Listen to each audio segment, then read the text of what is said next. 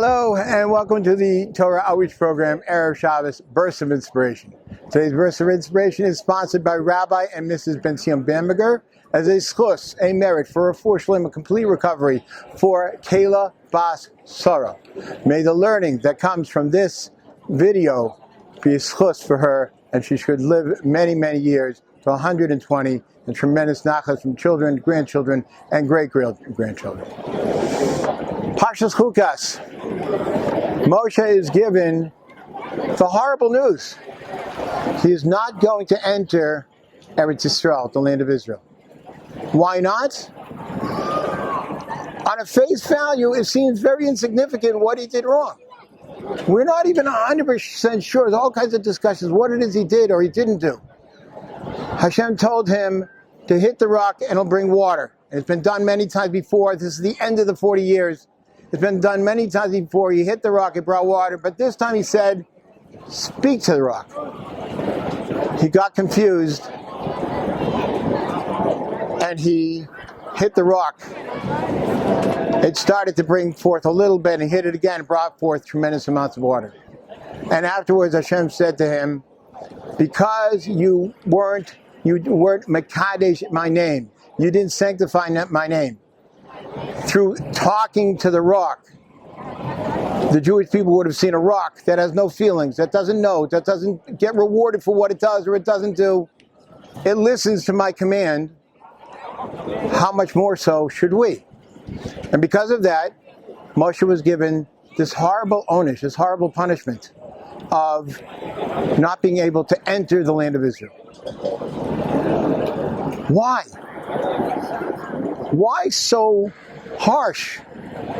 That's the only, on records, basically the only thing we have that he did wrong, that he was punished for. What was his mistake? On his level, it was horrible. Because who was Moshe?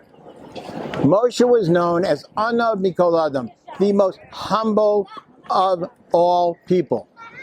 What does humble mean? Does it mean I don't appreciate who I am, I don't appreciate my godless, my greatness?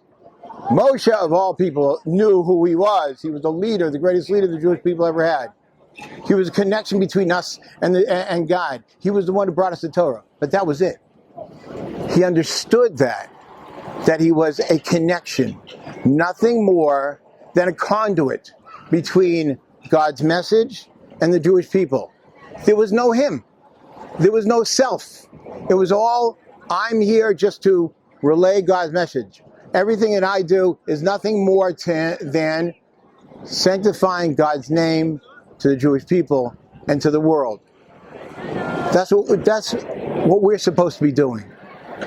All of us. We're standing here at the Kotel. The last vestige, not only of the temple itself, but even the Temple Mount. The temple itself is destroyed. There's one wall left. The last vestige of the Temple Mount is this wall. What was the Temple Mount? It was the conduit, the connection. The temple itself, the Beis Hamikdash, was a connection between us and the Kadosh Baruch Hu, a direct connection. Moshe Rabbeinu, on his level, made one small mistake, which was he wasn't Mekadesh God's name through speaking to the rock. It was a lack on who he was. Because everything, Moshe's entire essence, was nothing more than sanctifying God's name to the world. We are not there. No one can say that they have that responsibility that Moshe Rabbeinu had, of being a complete hollow self, existing for nothing else than to sanctify God's name. But like everything else, we're supposed to strive for it. We're supposed to be, every single one of us, every Jew, is supposed to be that conduit.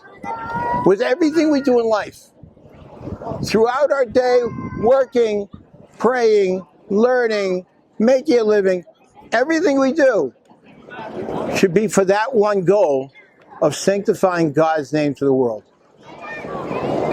If we can only remember, no matter who we are, no matter what level we're on, that my action should be a sanctification of God's name. Very soon, the Rebbeinu Shalom should rebuild this Beis HaMikdash, the one great conduit of his name. Shabbos.